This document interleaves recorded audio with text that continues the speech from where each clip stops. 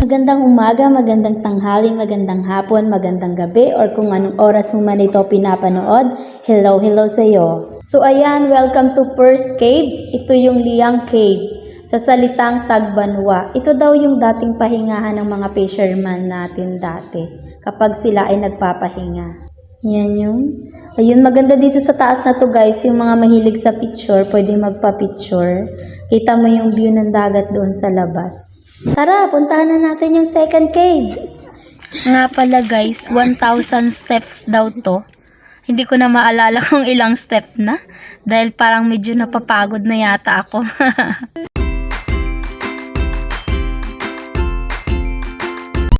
Second cave. Ito yung Cavern Cave. Then, kung makikita nyo, ito yung bahay ni Dr. Fox. Siya yung anthropologist na tumira dito.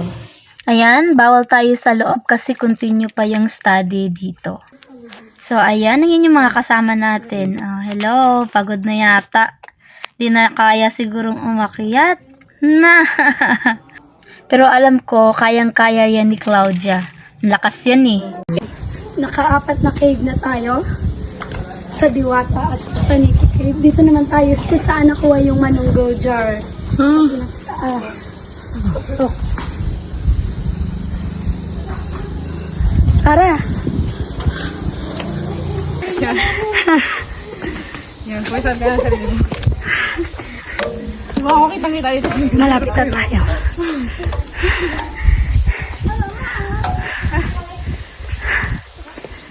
Here we are. Yan.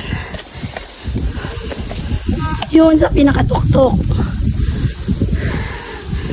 Yan, kung saan natagpuan ang wait lang, hinga. Manunggo jar. Yan. Doon yun nakuha sa taas, pinakatuktok. Welcome dito sa cave kung saan nakuha yung ating manunggo jar. Doon po yan sa pinakatuktok. Ang dati, dito yung daanan natin. Yan. Sorry, medyo paas ako eh. Yun yan sa tuktok nakuha kung saan ito yung manunggo jar na to. Next cave na naman tayo.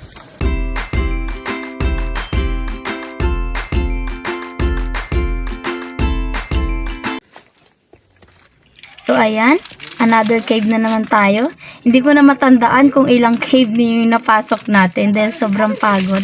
Then yung kasama natin medyo nahingal, kailangan nating alalayan. So ayan, welcome to Sarang Cave. Ito yung pinakamalaking cave dito sa Lipuon Cave.